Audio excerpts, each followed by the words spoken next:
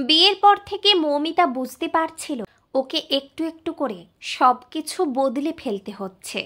সকালে একটু বেশি ঘুমানো ত্যাগ করে ভোরে ওঠা, সকলের ব্রেকফাস্টে দেরি হয়ে যাবে ভেবে শীতে জল গরম না করে কোনো রকমেই ঠান্ডা জলে স্নান করে পুজো সারা, তারপর রান্নাঘরে পরিচারিকা শিউলিকে নিয়ে সকলের পছন্দ মতো খাবার বানানো, তাতে একটুও বদল এলো না।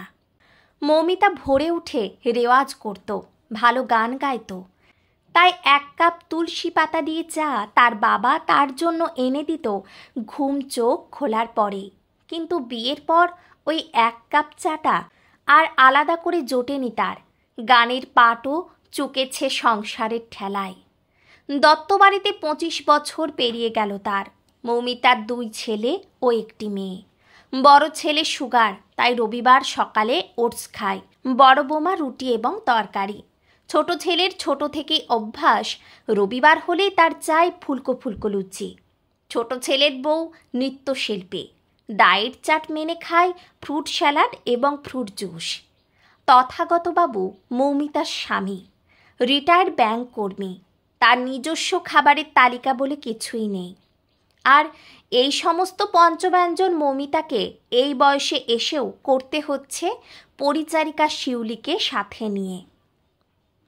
ব্রেকফাস্ট টেবিলে সকলেই এসে বসেছে।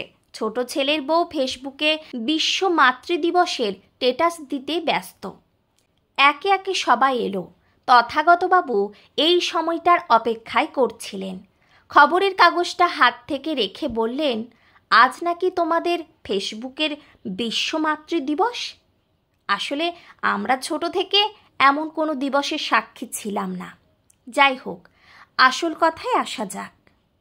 আজ তোমাদের মা আমার স্ত্রী মৌমিতার জন্মদিন। দুপুরের লাঞ্চে সবাই ভালো খাবারই পাবে, অবশ্য কোনোটাই মৌমিতা নিজের হাত জ্বালিয়ে করবে না, সুইগি থেকে অর্ডার দিয়ে আনাচ্ছে। বিকেলে আমরা বাইরে খাবো, সাথে শিউলিও যাবে, তাই নিজেদের খাবারের ব্যবস্থা নিজেরা করে নিও। এবং আগামীকাল ভোরে আমরা শিউলিকে নিয়ে বোলপুরে বাড়িতে 15 দিনের জন্য যাব, ওখানেই থাকবো।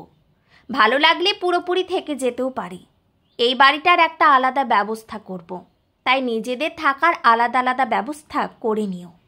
কথাগুলো বলে তথাগতবাবু তার স্ত্রী মৌমিতাকে ডেকে নিয়ে ঘরে চলে গেলেন। একমাত্র মেয়ে মধুমিতা বৌদিদের থেকে পুরো কথাগুলো শুনে দুপুরে তার বাবাকে ফোন করল।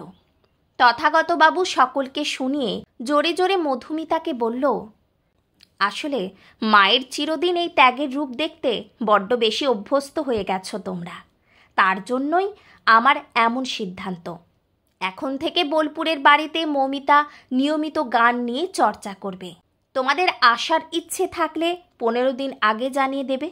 রাতারাতি বললে লোকজন ঠিক করা সম্ভব হয় না, তখন তোমাদের প্রয়োজনীয় কাজগুলো তোমাদেরকেই করতে হবে। কথাগুলো বলে ফোন রেখে দিলেন তথাগতবাবু।